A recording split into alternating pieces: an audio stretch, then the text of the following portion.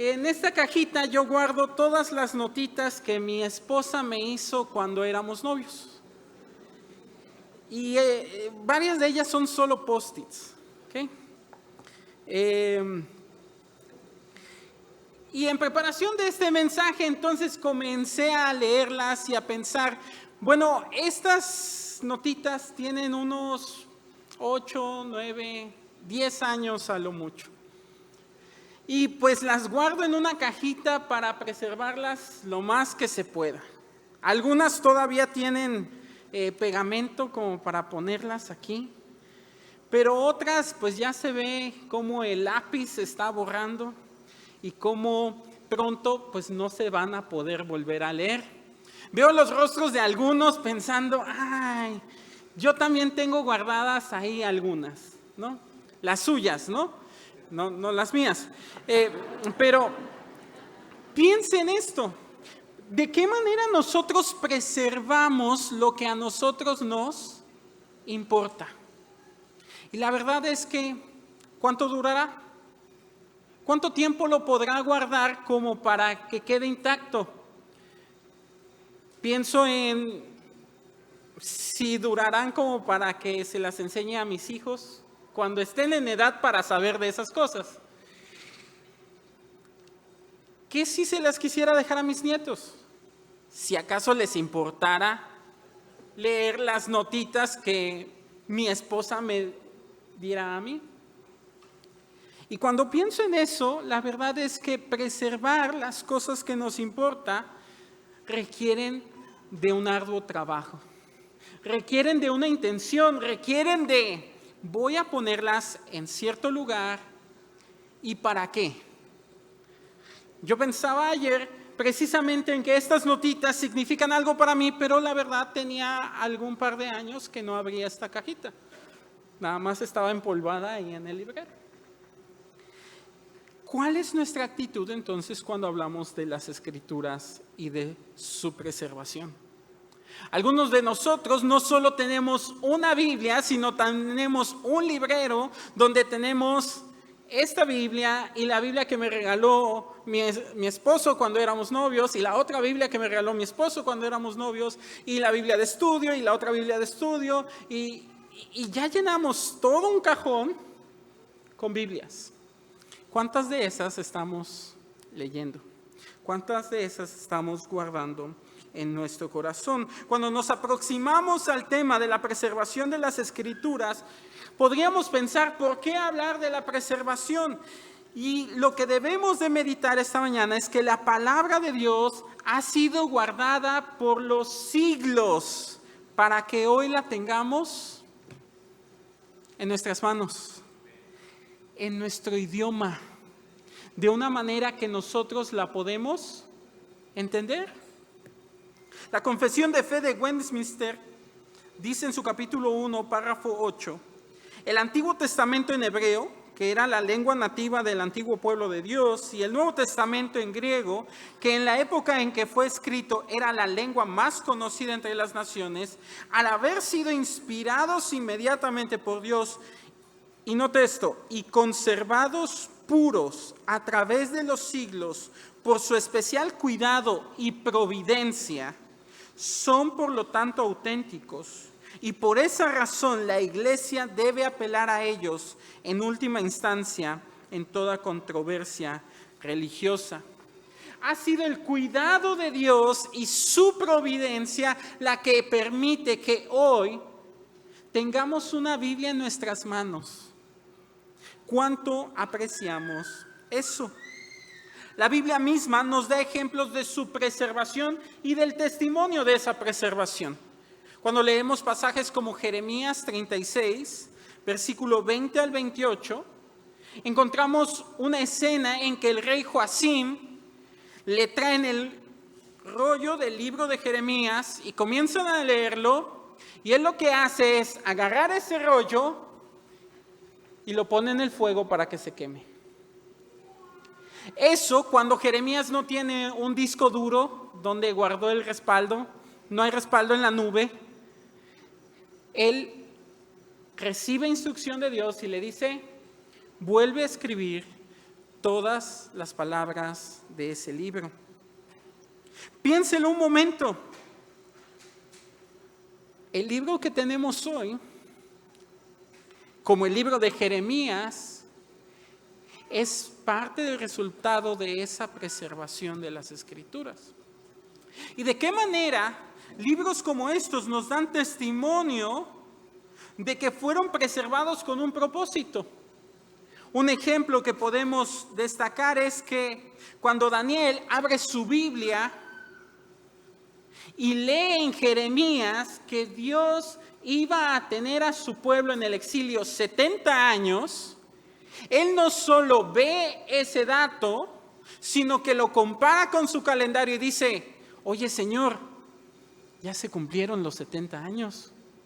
Y en Daniel capítulo 9 vemos el testimonio de un hombre que lee las Escrituras y que dice: Señor, ¿qué con esto que dijiste?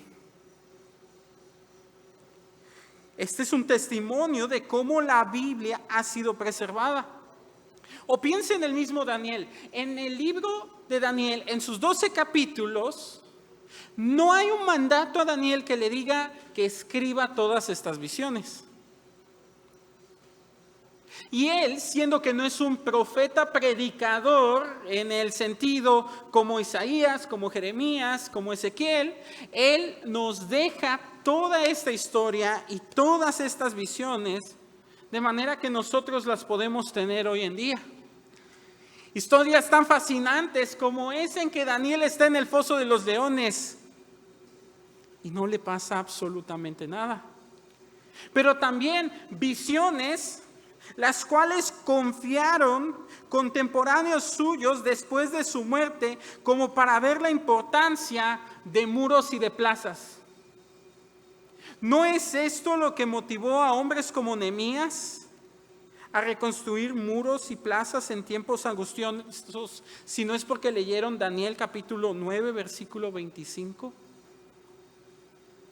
Estos textos, que no es como hoy que tú agarras, escribes un texto y lo pones en internet y ya puede ser público a todo el mundo, sino textos que estaban en cierto lugar, estaban en cierta condición y para que se generalizaban requerían cierta difusión, pero aún la preservación de textos, que en este momento hemos dado ejemplos de algunos que apenas se llevan unas cuantas décadas, unos cuantos años.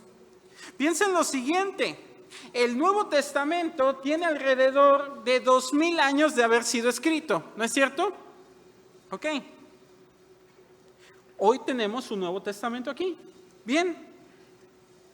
Pero, ¿cuál era la Biblia que usó el Señor Jesús? Él no tenía el Nuevo Testamento, ¿verdad? Él usaba el Antiguo Testamento, donde escritos de Moisés ya tenían cerca de 1500 años de antigüedad. Y él las tenía en su mano, una copia.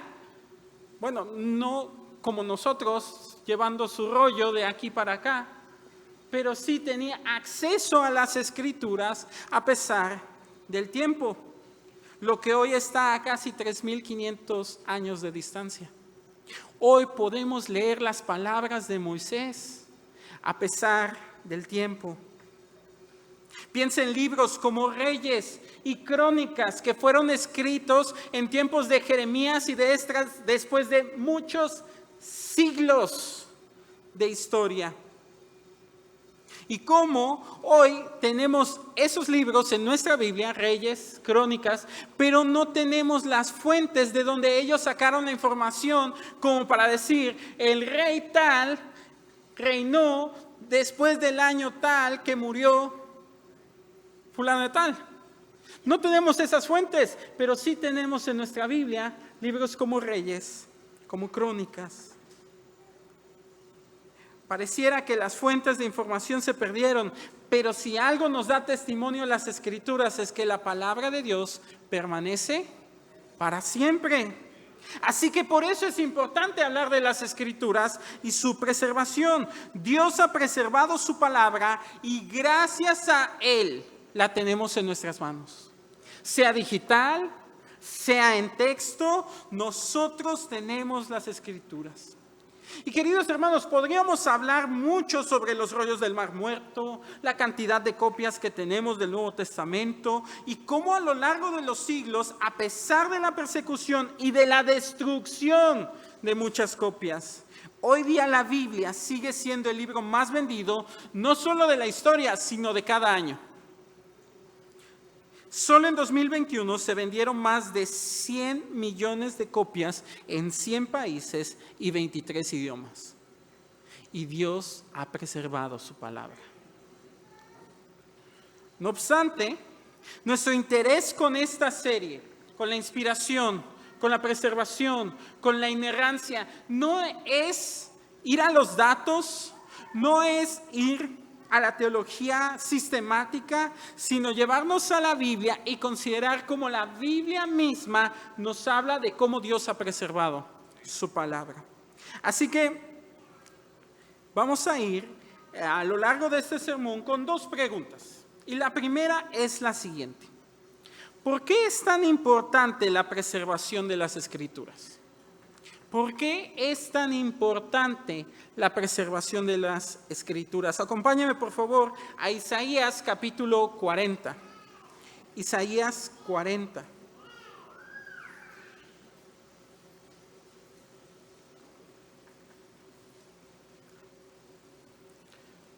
Si usted ha leído el libro de Isaías, encontrará que normalmente decimos que en los primeros 39 capítulos de Isaías encontramos mensajes de juicio sobre el pueblo y sobre otros pueblos.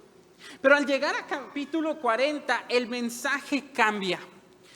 Es un mensaje esperanzador, es un mensaje de consuelo. De hecho, así comienza este capítulo: consolaos, consolaos, vuestra tristeza se convierta en gozo. Dice el versículo 2, decidle a voces que su tiempo es ya cumplido, que su pecado es perdonado, que doble ha recibido de la mano de Jehová por todos sus pecados. Dios mismo había pronunciado mensajes de juicio sobre el pueblo y había dicho que el pueblo sería castigado por su propio pecado. ¿Y quién podría librarlo de ese Dios justo, de ese Santo de Israel? Pues el mismo Santo de Israel. El Santo diría en versículo 7 y 8, la hierba se seca y la flor se marchita, porque el viento de Jehová sopló en ella.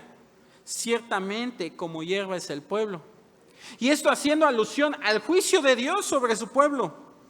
Sécase la hierba, marchítase la flor, mas la palabra del Dios nuestro permanece para siempre.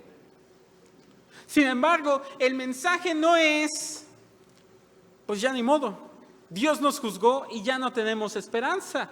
Note versículo 9, súbete sobre un monte alto, anunciadora de Sión, levanta fuertemente tu voz, anunciadora de Jerusalén, levántala, no temas, di a las ciudades de Judá, ved aquí al Dios vuestro, he aquí que Jehová el Señor vendrá con poder y su brazo señoreará, he aquí que su recompensa viene con él y su paga delante de su rostro. Como pastor apacentará su rebaño, en su brazo llevará los corderos y en su seno los llevará, pastoreará suavemente a las recién paridas.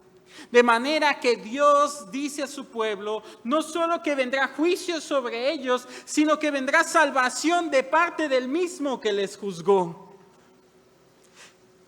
Y eso nos pone de manifiesto que los planes de los hombres y los mismos hombres son como nada.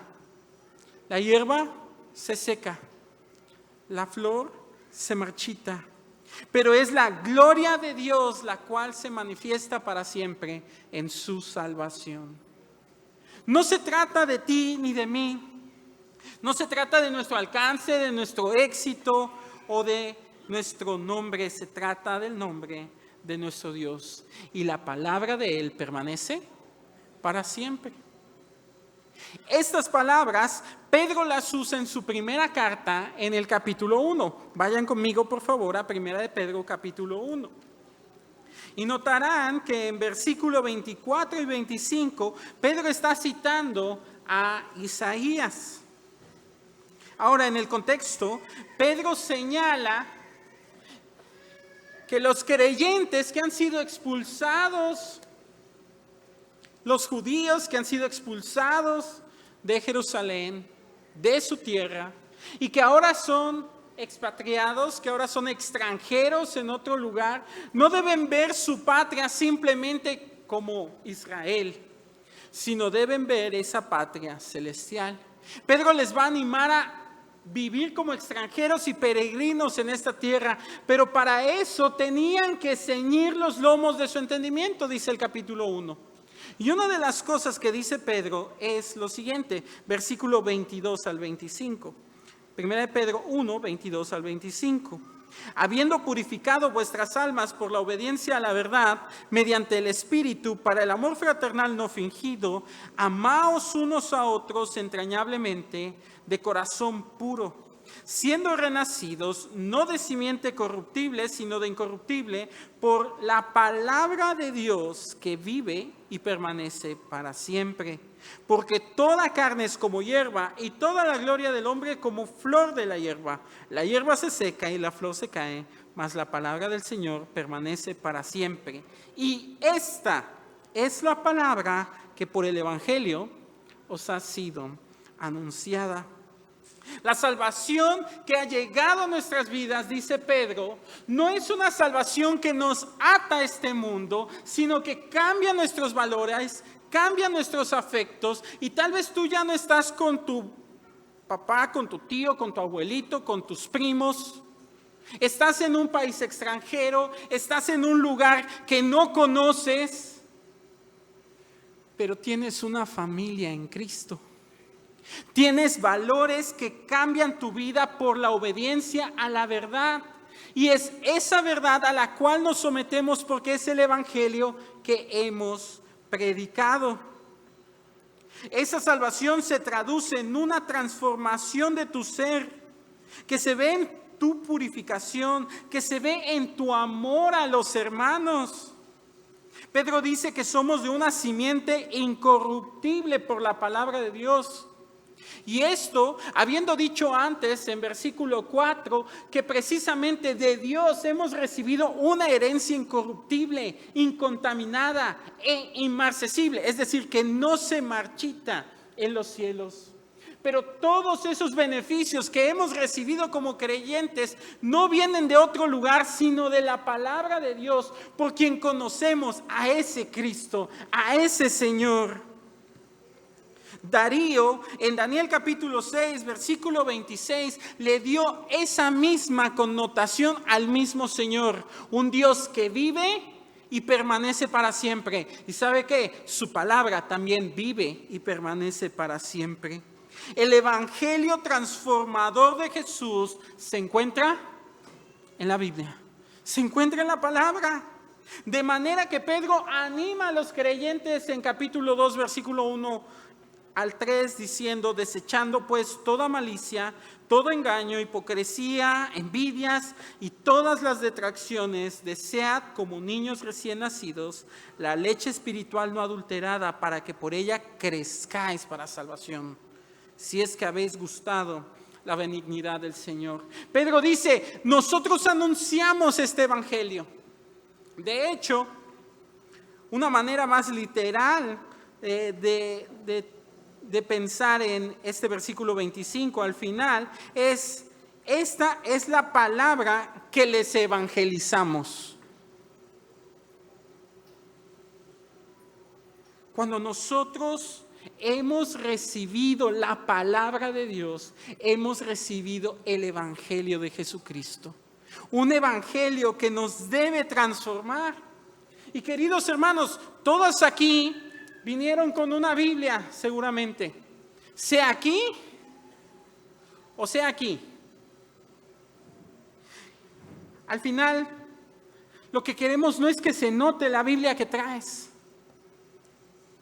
Queremos que se note esa transformación por la Biblia que traes. ¿Cómo se nota esa transformación? En la forma en que tratas con tu esposa cuando están viendo que todo está más caro en la despensa. Cuando de repente llegas a la caja y dices, híjole, ¿sabes qué? Vamos a sacar esto. Y vamos a sacar esto. ¿De qué manera se nota esa transformación? ¿Cómo se nota esa transformación cuando tu hijo no te hace caso, aunque le hayas dicho por enésima vez, ve y limpia tu cuarto, levanta tus juguetes, dobla tu ropa? ¿Cómo se nota esa transformación? ¿Qué es lo que sale de tu boca y de la mía? ¿Sale la palabra de Dios o salen nuestras palabras? ¿Cómo se nota esa transformación cuando no ves el aumento que tanto necesitas? No el aumento que tanto quieres, el que tanto necesitas. ¿Cómo se nota esa transformación? Esa transformación no se va a notar si esa palabra que ha llegado a nuestros corazones, bueno, a nuestros hogares para salvación, no la leemos. Pienso en cuán fácil mi hijo se sabe el nombre de sus superhéroes favoritos, pero yo no me he sentado a repasar un versículo con él. ¿De qué manera vamos a saber cómo responder cuando el egoísmo, la codicia o la lujuria llegan si no hay nada en nuestra mente para combatir esa tentación? Ahí algún versículo me ayudará. Sí, ¿cuál? ¿Cuál puedes recordar? ¿Cuál puedes citar? ¿Cuál puedes repasar cuando la tentación está llegando a tu vida? ¿De qué manera seremos de testimonio a nuestros compañeros de trabajo cuando el ser cristianos ya ni siquiera significa ir todos los domingos a la iglesia, salir con una Biblia en mano o saber los libros de la Biblia? Antes significaba por lo menos eso. Religiosamente. Pero ¿de qué manera el Evangelio está transformando nuestra vida?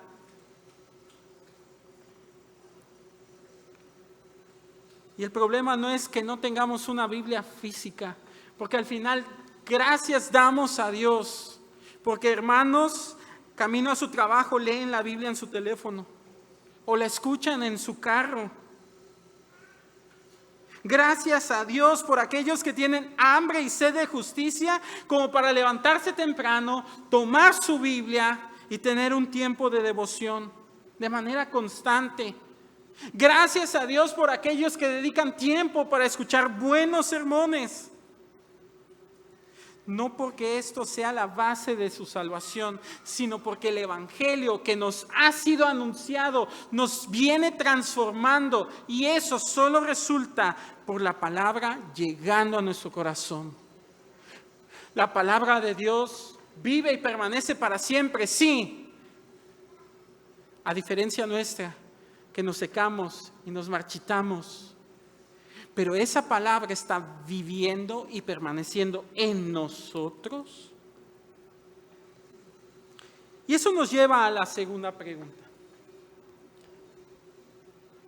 ¿Qué responsabilidad nos da tener en nuestras manos una Biblia? ¿Qué responsabilidad nos da tener en nuestras manos una Biblia? Y con esto, y después de este sermón, lo que espero no es que lleguen al siguiente culto sin Biblias. No es que digan, bueno, pues si esa es la responsabilidad ya, mejor la dejo. Sino que cada uno de nosotros debe ser llamado entonces a esforzarnos aún más. Queridos hermanos, esto es algo en lo que todos necesitamos crecer. Si tú te estás parando todos los días a leer tu Biblia, gloria a Dios, y aún tienes que crecer. Pero si no lo estás haciendo, con más razón necesitamos crecer. ¿Qué responsabilidad nos da tener en nuestras manos una Biblia? Acompáñame por favor a Mateo capítulo 5, versículo 18. Los últimos años estuvimos estudiando este evangelio y pasamos mucho tiempo en el Sermón del Monte.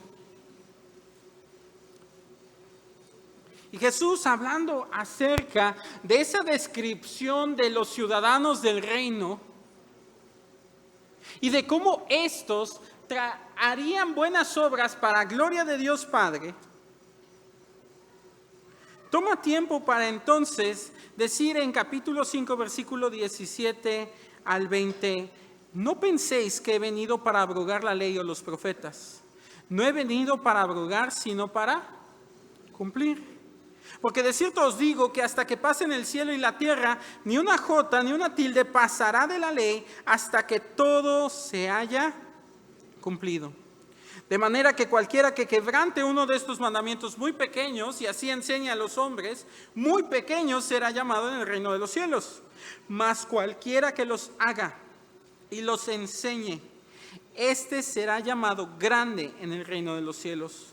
Porque os digo que si vuestra justicia no fuere mayor que de la de los escribas y fariseos, no entraréis en el reino de los cielos. Jesús en este pasaje nos reafirma la temporalidad del cielo y de la tierra. No solo de nosotros.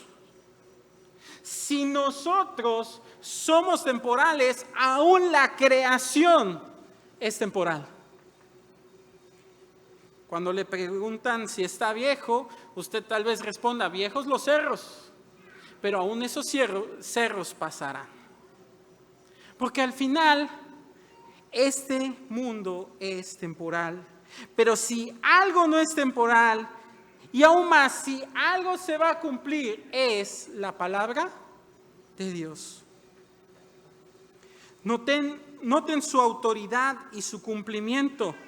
De cierto os digo, Jesús afirma, de cierto os digo, que hasta que pasen el cielo y la tierra, ni una jota, ni una tilde pasará de la ley, hasta que todo se haya cumplido. ¿Dios hará lo que Él diga? Sí. Pero Jesús no se queda ahí. Versículo 19 y 20 llaman nuestra atención a que no solo es que se va a cumplir lo que diga el Señor, sino ¿quién tiene que cumplir lo que se diga el Señor?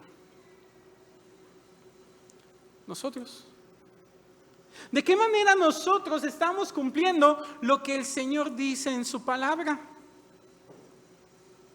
Él habla de hacer y de enseñar.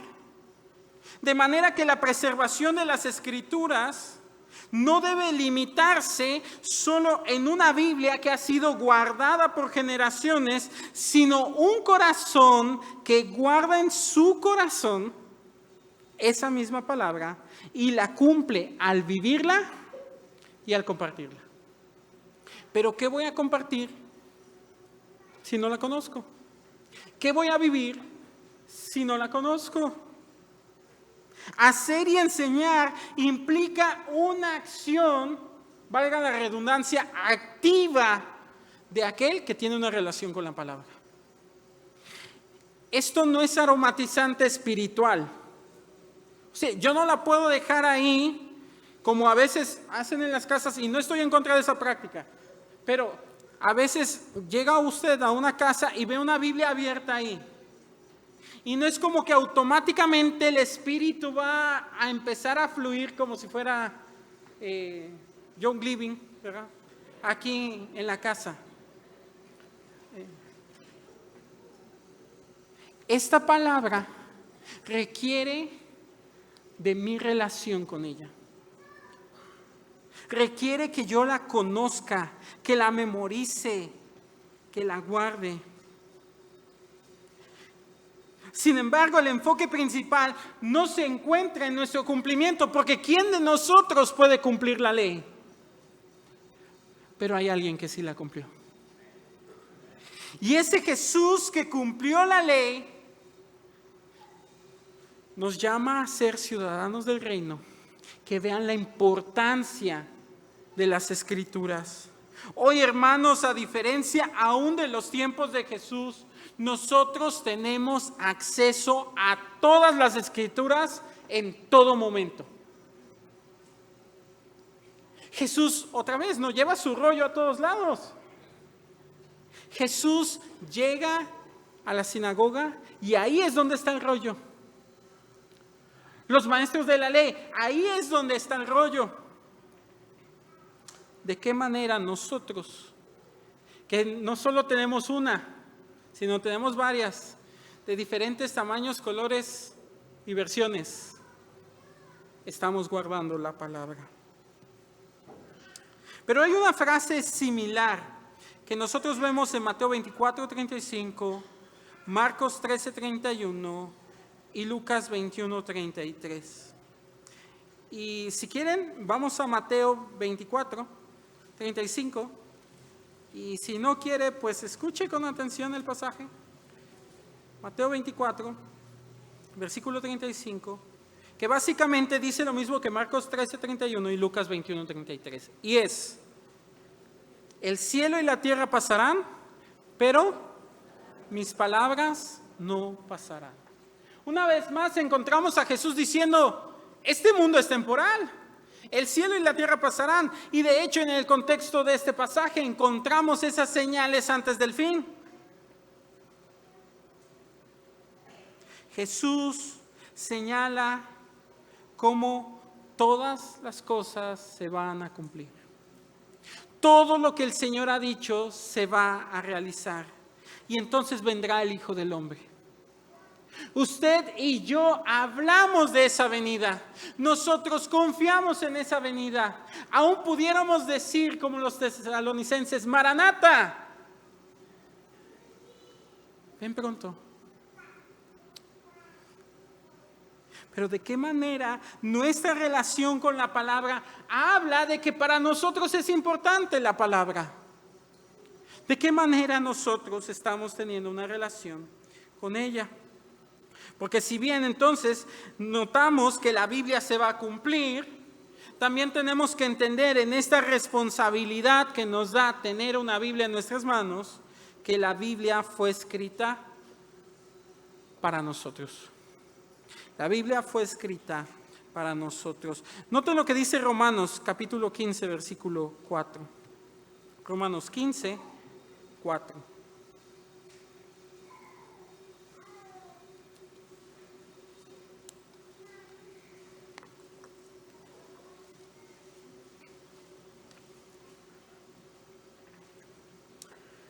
Porque las cosas que se escribieron antes, para nuestra enseñanza se escribieron, a fin de que por la paciencia y la consolación de las Escrituras tengamos esperanza. Querido hermano, tal vez tú sí estás teniendo la disciplina de leer la Biblia.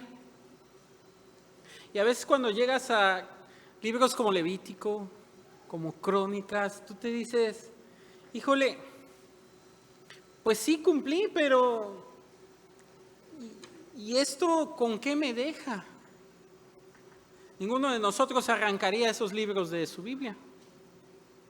Sin embargo, ¿de qué manera nuestra relación con las Escrituras nos ayuda a entender por qué están esos libros ahí? Y Pablo nos dice en Romanos que son para nuestra enseñanza. Cuando nosotros agarramos la Biblia y entonces decimos: bueno, Dios me va a hablar hoy, y la abrimos ahí donde sea, total, vamos a leer la Biblia. Muchas veces nos perdemos de la riqueza de entender que esta es una sola historia. Que sí, aquí hay 66 libros, pero al final sigue siendo un solo libro que cuenta una sola historia. Y que usted no agarraría de la misma manera un libro de historia y lo abre a la mitad a ver qué dice. Que usted no agarraría una receta o un instructivo y se iría a la mitad o al final a ver cómo hacer las cosas. Pero si este libro es aún más importante y más relevante, porque la palabra de Dios vive y permanece para siempre, y el cielo y la tierra pasarán, pero sus palabras no pasarán, entonces, ¿de qué manera nosotros hemos puesto atención a todo el consejo de Dios? Como consejo pastoral tenemos la carga y el deseo de poder predicar desde el púlpito todo el consejo de Dios. Pero ¿cuánto tiempo dedicamos con Mateo? ¿Cuánto tiempo hemos dedicado a una serie como Éxodo? Si usted se espera a conocer toda la Biblia, a ver cuándo predican ahí en la iglesia de Habacuc. Hermano, usted se está perdiendo de algo grande. Usted y yo tenemos a la mano, a nuestra disposición, todo eso. Y ninguno de los que nos paramos aquí, nos paramos con la mentalidad de, bueno, es que yo sé más que ustedes, es que yo les voy a mostrar lo que nunca verían ustedes. No. El Señor ha hablado por medio de su palabra. El salmista escribió: abre mis ojos y miraré las maravillas de tu ley. Y rogamos al Señor que como iglesia ese sea nuestro deseo, ir a las Escrituras porque queremos conocerle a Él, porque queremos ver sus maravillas. De hecho, el contexto de Romanos 15 es que sí, la iglesia conocía las Escrituras, pero ¿sabe para qué las estaban usando? Para pelearse. En Romanos capítulo 15, 14, dice versículo 5 y 6, por dar un ejemplo: uno hace diferencia entre día y día y otro juzga iguales todos los días. Cada uno esté plenamente convencido en su propia mente. El que hace caso del día lo hace para el Señor, y el que no hace caso del día para el Señor no lo hace. El que come para el Señor come porque da gracias a Dios, y el que no come para el Señor no come y da gracias a Dios. Y en el contexto no son hermanos que simplemente tienen diferencia de opinión, sino que cada uno de ellos puede agarrar la Biblia y decir: no, yo hago esto por esto. Y una de las cosas que Pablo nos está diciendo entonces en Romanos capítulo 15, versículo 4, es que la Biblia debe de ofrecernos esperanza, no división. Queridos hermanos, si ustedes agarran la Biblia para agarrarse a bibliazos, no es la actitud correcta. Y cuánto más cuando entonces más sabemos. Qué triste es ver hermanos e incluso pastores peleándose ahí, simplemente porque pueden sacar un texto. Y no estamos en contra del debate y de la defensa de la fe. Pero ¿de qué manera la Escritura debe traer esperanza a la iglesia? Consolación, salvación. A su vez, primero a los Corintios 10, versículo 6 y 11, que normalmente se usan conectados a Romanos 15:4,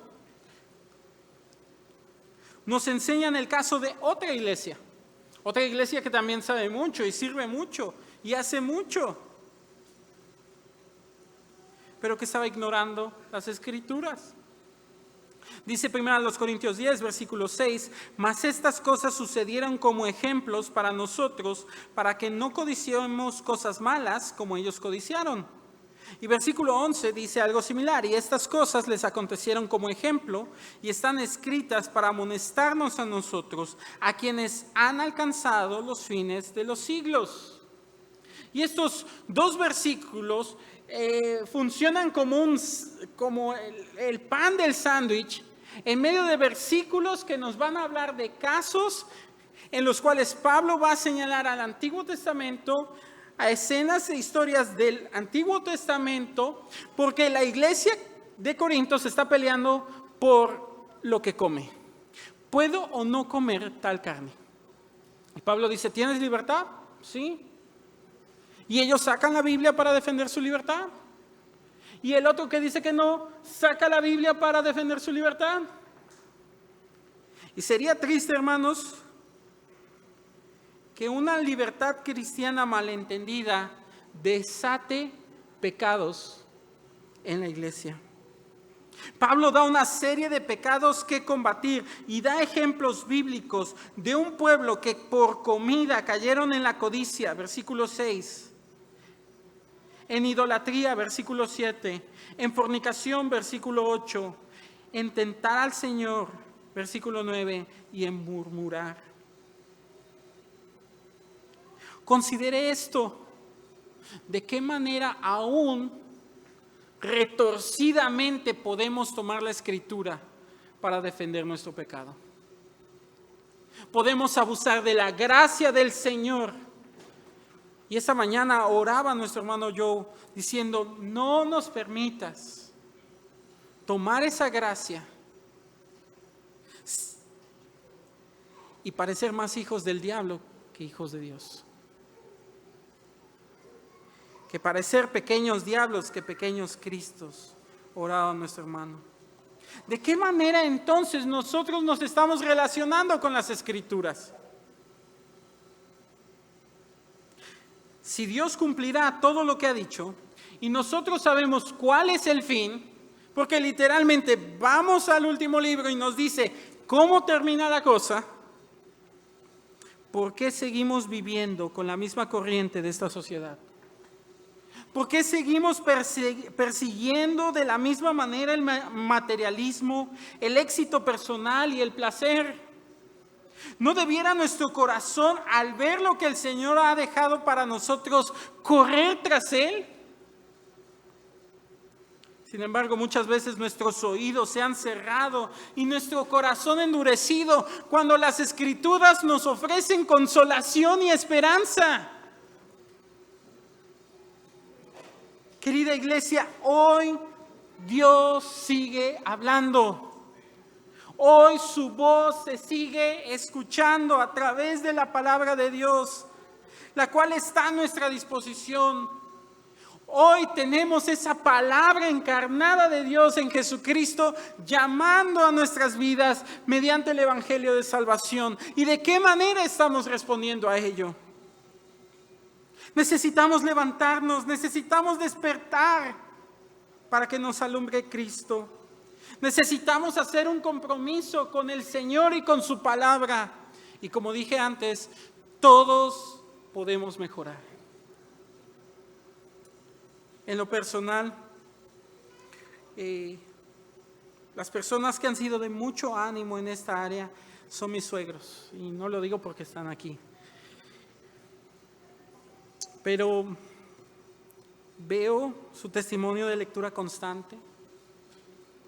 He visto a mi suegra escribir la Biblia en una libreta. Y eso, primero es un baldazo de agua fría. Ay, tú pastor, ¿cuánto lees tu Biblia? ¿Cuánto la memorizas? Todos necesitamos crecer en esto, hermanos. Todos necesitamos crecer en esto. Pero que entonces Dios nos dé la gracia para buscar al Señor en su palabra, la cual vive y permanece para siempre. Y si usted no se acuerda de otra cosa en cuanto a la preservación de las Escrituras, por lo menos espero que se vayan con ese texto. Sus palabras no pasarán. Su palabra que vive y permanece para siempre. Que eso nos anime a tomar hoy tiempo para leer las Escrituras, aparte del grupo pequeño, aparte del culto. Que nos ayude el día de mañana, cuando estamos corriendo, para llegar a tiempo al trabajo, para cumplir con nuestra agenda. Que nos ayude cuando la agenda es ajetreada y fácilmente decimos, es que no hay tiempo para el devocional familiar, pero para otras cosas sí podemos sacar tiempo. Que el Señor nos ayude, porque como iglesia lo que más necesitamos es conocer a nuestro Señor, y eso no sucederá lejos de su palabra que vive y permanece para siempre. Señor bendito, pedimos tu ayuda, porque definitivamente mi corazón y mi carne no quiere tomar tiempo para leer las Escrituras. a veces un capítulo, a veces un pasaje largo, nos llega a ser cansado. Pero al lado de la serie, ¿cuánto tiempo es? Al lado del tiempo que dedicamos a la escuela o al trabajo, ¿cuánto tiempo es? Señor, perdónanos por amar tan poco tu palabra. Perdónanos por no dedicar tiempo para conocerte. Porque tú la has preservado y esta carta de amor en la cual podemos ver el sacrificio de tu Hijo Jesucristo en la cruz, muchas veces no la preservamos tanto como otras cosas. Señor, humíllanos. Y leíamos esta mañana, bueno me fue haber sido humillado para que guarde tus testimonios. Permite, Señor, que estas palabras, como orábamos al principio, puedan ser confrontantes, sí, pero reconfortantes también. Porque al final tenemos una Biblia a nuestra disposición, una Biblia en nuestro idioma, una Biblia que podemos entender. Ayúdanos a amarte más, ayúdanos a buscarte más. Padre, que como iglesia podamos buscarte, porque tú te has revelado a nosotros. Pido, Señor, que tú trates con cada uno. Y sin duda, cada familia, cada persona aquí tendrá que ver la manera en mejorar en esta área. Y pedimos, Señor, que tú trates con cada uno. Bendice a tu iglesia, Señor. Lo pedimos en Cristo Jesús. Amén.